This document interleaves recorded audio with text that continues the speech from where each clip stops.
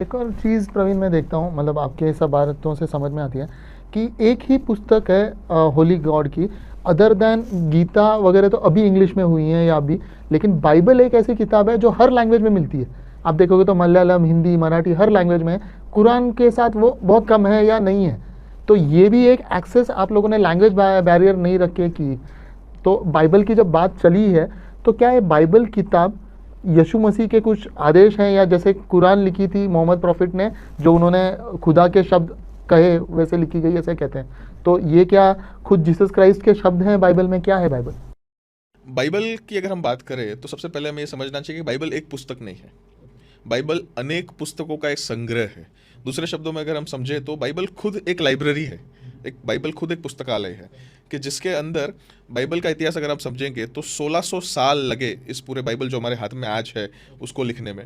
और उस बाइबल को अलग अलग समयों में, अलग अलग संदर्भ में, अलग अलग जीवन की परिस्थितियों में, एक शब्द है जिसको बोलते हैं सिट्स एम लेबन। सिट्स एम लेबन मतलब जीवन की परिस्थिति। अलग अलग जीवन की परिस्थितियों में 40 अलग अलग लेखकों ने लिखा। तो इसमें जीसस क्राइस्ट का भी कोई हाथ है या नहीं है? यीशु मसीह ने खुद कोई बाइबल की पुस्तक नहीं लिखी, लेकिन मैं आपको एक और चीज़ बता देता हूँ कि 40 जो लेखकों ने लिखा उनके पीछे एक ही प्रेरणा स्रोत था। इंस्पिरेशन केवल एक थी और वो था पवित्र आत्मा। यीशु मसीह के बारे में अगर आप देखेंगे तो कुछ लोग ऐसे मानते हैं कि यीशु मसीह की बात सिर्फ नए नियम में। बाइबल के दो भाग है, एक है पुराना नियम और एक है नया नियम। पुराना नियम मतलब कि जो सबसे पहला कवेनेंट परमेश्वर ने उनके पसंद किए गए लोगों के साथ किया था वो। और नया नियम या फिर नया कवेनेंट, न्यू टेस्टामेंट मतलब कि जो नया नियम जो परमेश्वर यीशु मसीह के द्वारा उनके रक्त में, उनके लहू में फिर से एक बार परमेश्वर अपने लोगों के साथ करता है वो। तो ये जो दो भागों में जो बाइबल को बांटा गया है, उन दोनों भागों के अंदर पुराने नियम में बार बार बार बार यीशु मसीह की तरफ इशारा किया गया है।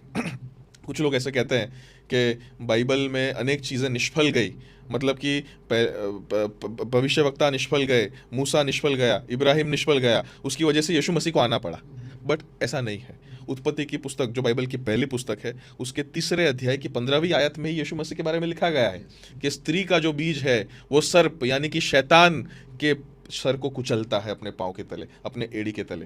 तो यीशु मसीह जो है वो पूरे बाइबल में आपको दिखते हैं, लेकिन यीशु मसीह की जीवन घटना जो है, उनकी जीवन की कहानी, वो नए नियम के पहले 4 पुस्तकों में, जिसको सुसमाचार कहा जाता है, मत्ती, मरकुस, लूका और यूहन्ना, इन 4 जगहों में हमको यीशु मसीह के जीवन और उनके बोले हुए शब्द को हम पढ़ पाते हैं।